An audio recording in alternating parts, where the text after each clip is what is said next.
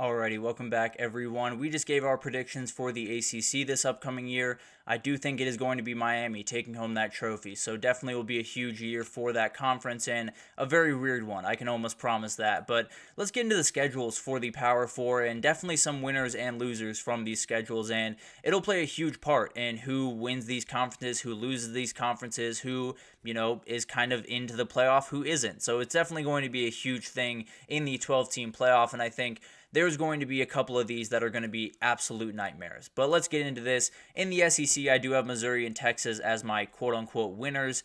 They got it pretty easy. I'll just be totally honest with you. The losers, Oklahoma and Florida, we've talked about Florida is pretty much ad nauseum at this point, but it's a nightmare. Penn State and Nebraska, I do think, won the Big Ten draw, and I think Ohio State and USC got a little bit tougher of a draw, but overall, nothing crazy in that conference as a whole just because there's so many teams to go around. The ACC, the winners, Virginia Tech and SMU, really did have it easy, and as you saw in my predictions, I definitely take that to heart for this conference. Florida State and Georgia Tech are under battles this year. They absolutely have a ton on their plate going into 2024, and the schedule did not make it any easier. The Big 12, I do have the ACC, or the Big 12, I do have Arizona and Kansas as my winners. I do think both those schedules are manageable for those teams. And then the losers, Utah and West Virginia, they're fighting absolute battles, and Utah did not necessarily get the landing into this conference that they wanted. But let's get into this a little bit more detailed, and let's start with Missouri. They do start with Murray State, Buffalo, Boston College, so the first 3 weeks, you get a little bit easy. You definitely start a little bit easy, and frankly, it doesn't get that much crazier throughout the season. Vanderbilt, you get a bye. You go to Texas A&M, which is not easy, but then you get a little bit of a game/bye. You play at UMass, and a weird game to be playing at UMass, but overall, I think they should roll through that game. You do have Auburn at home, which is huge. You never want to go to Jordan-Hare pretty much any year. Going to Bama is the big-time one, so A&M and Bama are going to be the two big-time kind of inflection points for this season. I think Oklahoma is another huge game. You have at South Carolina, at Mississippi State, and Arkansas to finish the season. So overall, when you look at an SEC schedule and you see what can be, when you look at Florida's or Oklahoma's and you see this one, it's definitely a lot lighter than the others. Texas is definitely a little bit different of one, and being bad for the last decade has definitely paid off for Texas in this respect. They got an SEC schedule that is a little bit softer than their counterpart in Oklahoma, which we'll get into here in a second. The out-of-conference with Michigan obviously makes this a little bit tougher, but in the SEC alone, you have Mississippi State, relatively, that should be a game that they win, especially at home. Oklahoma at that neutral site, then you have Georgia coming to Austin, and that's going to be the big 2-week stretch. If they can go 2-0 there, I think they're easily a playoff team. If they go 0-2, they got some problems. If they go 1-1, then this season is going to be very interesting down the stretch. But at Vandy, not necessarily should be a problem. Florida coming to them is huge. At Arkansas and at A&M at the end of the year is going to be really tough. They do have Kentucky right in between that, so it's not necessarily the easiest schedule in the world, but when you look at overall, it's not necessarily hard by any means. They avoid a ton of big-time players in this conference. No Bama, Ole Miss, LSU, Tennessee, Missouri, or Auburn on this schedule, so they definitely feel pretty good about that in Austin. Oklahoma, on the other hand, did not get a good break. You add in the out-of-conference, and it's pretty much a nightmare. But you do have Tennessee, you have Auburn, you have Texas, you have Ole Miss, you have Bama, you have Missouri. You have a million teams on here that are absolutely players in the SEC this year, and all in the back half. I mean, you have Ole Miss, LSU, and Bama, and Missouri in the back half of that season, and it's going to be really tough to deal with that. There's no two ways about that. I think it's one of those teams that you're going to have to grade on a curve. I have them going 8-4. I think that's a massive win for this schedule. It's really, really tough to play this schedule, and frankly, if they come out 8-4, they should feel really good about themselves. I'll be totally honest. Florida is a schedule that we've talked about probably a million times at this point, so I won't waste too much time here. It's an absolute nightmare. There's no game on here that is not easy or that is a layup other than Samford. They play everyone. That is going to be tough. They play all the teams in their state, which is a nightmare. They play so many incredible SEC teams with Georgia and Texas in back-to-back weeks, which is insane. They have at Tennessee, they have Ole Miss, they have A&M. It's just insane the amount of teams that they face. But let's move on to the Big Ten and talk about Penn State. They got it a little bit easier. At West Virginia to start is definitely a little bit harder, but overall, you have UCLA, you go to USC. not the worst thing in the world. Avoiding Oregon and Michigan is absolutely huge for this team. They do get USC, Wisconsin, Washington, but no Iowa, which is big time. So I think this is a team that, frankly, anything under 10-2, and 10-2 or under, if I'm being totally honest, is a problem for this team. They absolutely should be favored in every single game other than Ohio State, and maybe you slip up at some point here, but overall, if they don't at least go 10-2, Penn State's going to have some very angry fans. Let's just put it that way. Nebraska is a little bit different of a one. They avoid Michigan, Oregon, Penn State. Absolutely massive win. Don't have to deal with 3 of the top 4 teams in that conference, but have a lot of teams in the back half of this schedule that are going to be difficult. You know, you play at Ohio State, obviously, but then at USC, Wisconsin, at Iowa is not an easy 3-week stretch by any means. So overall, I do think this is going to be a schedule that I think the biggest thing here is they have a landing strip. And as a, team that has a freshman quarterback trotting out there, you might just need one. So I definitely think, getting 7 weeks, 6 weeks to really get into the groove for Dylan Raiola is going to be huge. Obviously, that Colorado game in week 2 is huge, but you still have plenty of landing space before you get into that at Ohio State game, which is going to be massive.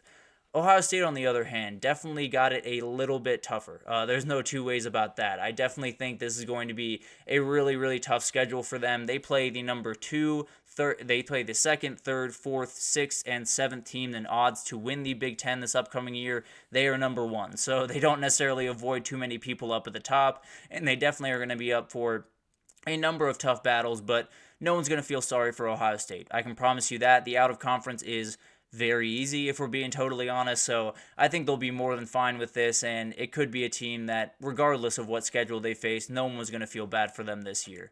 USC is another team that just has a really tough battle on their hands. LSU in the out-of-conference and Notre Dame in the out-of-conference to bookend your season is a nightmare in and of itself, but in the Big Ten, you have Michigan to open up at Michigan, nightmare. You play Penn State, you play Nebraska, Wisconsin, Rutgers is going to be a really good team. You go to Washington. There's a lot of big-time games on the schedule, and frankly, another team that I think could probably be graded on somewhat of a scale this year, somewhat of a curve where maybe a 7-5, 8-4 season would be huge. I think I have them going 9-3, so I definitely think a lot of this team and think they're going to make some real noise this year, but overall, this is a very, very tough schedule to do it against.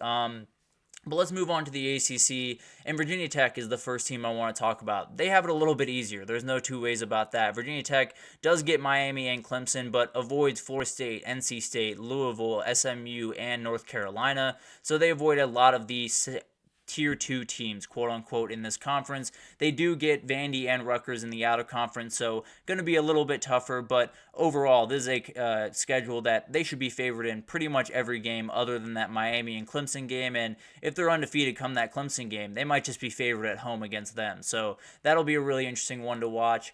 SMU got it a little bit easy as well. These next 3 schedules all start on week 0, so that's kind of a fun little tidbit here, but they got it, a little bit easy walking into the ACC. There's no two ways about that. They do play an interesting out-of-conference at Nevada, Houston Christian, BYU, followed by BYE. They play they get a little bit of a bye before they jump into conference play-in.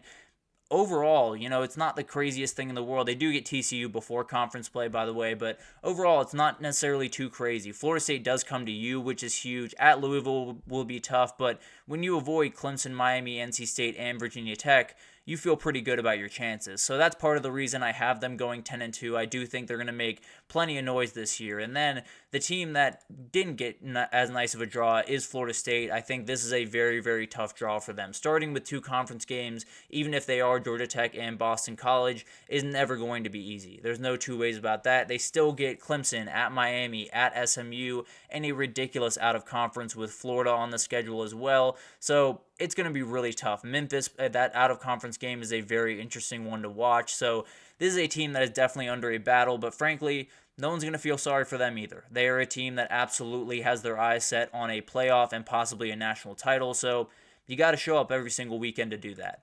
Georgia Tech has it tough every single year, and this year maybe especially. You start with Florida State, which is just a nightmare. You have at Virginia Tech, Miami, NC State, along with Notre Dame and UGA in the out-of-conference. This schedule is a nightmare, and another team that should be that should be graded on a scale. I'm going 7-5. I think that's a huge win. Definitely something I'm going 7-5. Definitely a huge win for this conference.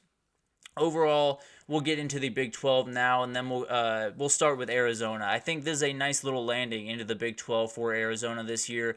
I do think it's kind of tough to get a beat on this conference. What's going to be tough? What's going to be easy? Because overall, there are going to be a million different ways this conference can go, but they do get a little bit tough one to start. Definitely at Kansas State and then at Utah is not necessarily easy, but you look at the back end of the schedule and they should be favored in pretty much every game after that. So they should have the ability to, even if you get off to a rocky start, possibly save the season, roll into Arlington with a ton of momentum, and then it's going to be really hard to stop Noah Fafita in that offense if they really get going. So overall, I think this is a relatively advantageous schedule for the Arizona Wildcats. Then you have Kansas. I do think this is a relatively easy schedule as well. No Utah, no Oklahoma State. They do have to go play Kansas State, which is obviously tough. The game at West Virginia and Iowa State are really interesting, but overall, they should not necessarily be a big issue for Kansas. They should be a team that absolutely is favored in the vast majority of these games, other than maybe Kansas State and maybe at West Virginia, but we'll see what happens.